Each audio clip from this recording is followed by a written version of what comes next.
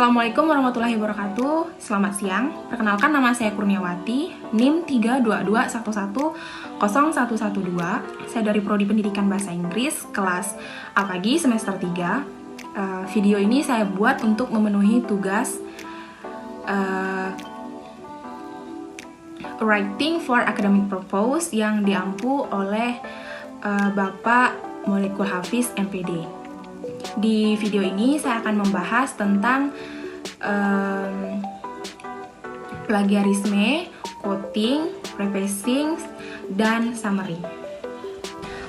Plagiarisme atau sering disebut plagiat adalah penciplakan atau pengambilan karangan, pendapat, dan sebagainya dari orang lain dan menjadikannya seolah-olah karangan dan pendapat sendiri. Plagiat dapat dianggap sebagai tindakan pidana karena mencuri hak cipta orang lain.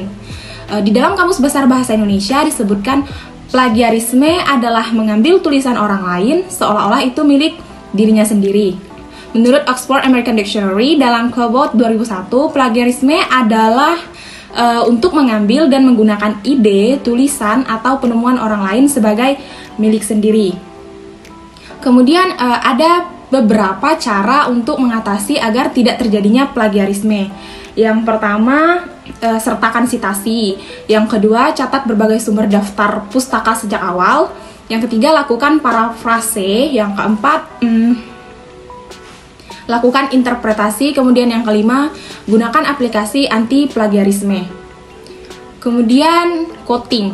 Quoting adalah gagasan, ide, ataupun pendapat yang diambil dari berbagai sumber. Pengulangan satu ekspresi sebagai bagian dari lain, terutama ketika ekspresi yang kita kutip itu terkenal atau secara tersurat dihubungkan dengan kutipan ke sumber aslinya dan ditandai oleh tanda kutip. Quoting terbagi menjadi dua, yaitu ada direct quotation dan indirect quotation. Jadi direct quotation ini merupakan kutipan yang sama persis dengan teks aslinya serta tidak boleh ada perubahan. Sedangkan indirect quotation merupakan kutipan tidak langsung yang hanya mengambil inti sari pendapat yang kita kutip. Kemudian bagaimana cara kita melakukan quotation? Ada beberapa bagian. Yang pertama, bagian A, tulis kutipan langsung yang panjang. Pertama, penulisan kutipan dipisahkan oleh 3 spasi dari teks. Yang kedua, jarak antar baris kutipan adalah 1 spasi. Kemudian yang ketiga, kutipan boleh diapit dengan tanda petik atau tanda petik ganda atau tidak. Sedangkan yang keempat, setelah kutipan berikan deskripsi atau sumber kutipan. Yang B, tulisan kutipan langsung singkat.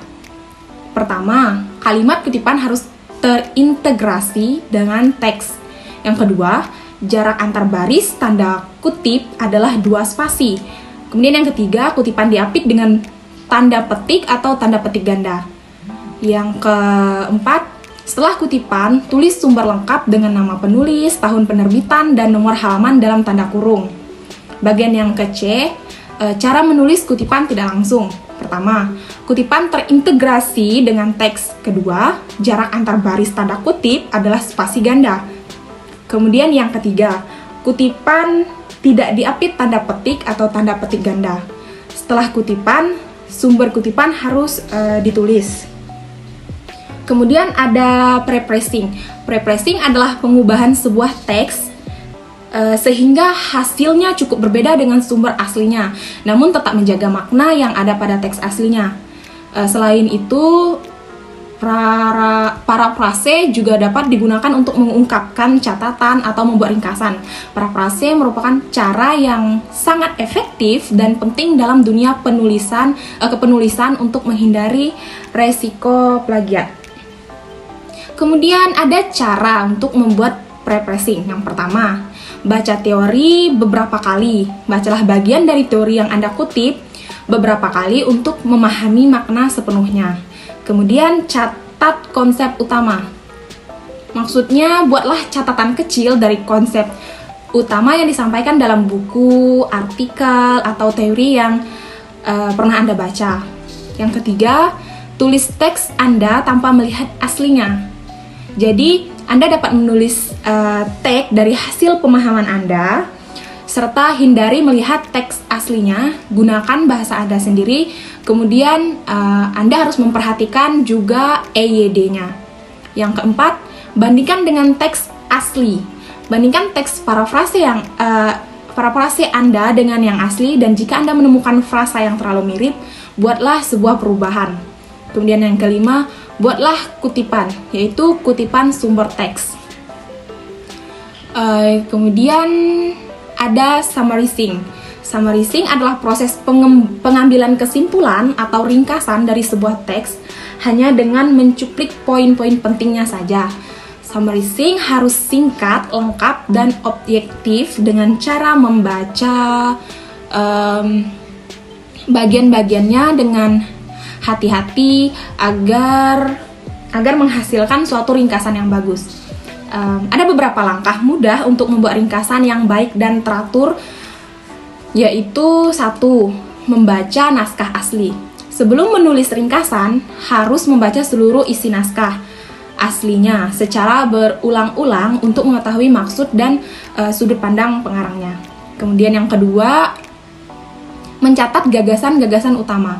Setelah membaca berulang kali, semua gagasan penting harus dicatat atau digarisbawahi. Yang ketiga, menyusun ringkasan berdasarkan gagasan-gagasan utama. Langkah selanjutnya, penulis ringkasan biasanya dapat menyusun ringkasan dari ide-ide pokok yang sudah kita catat.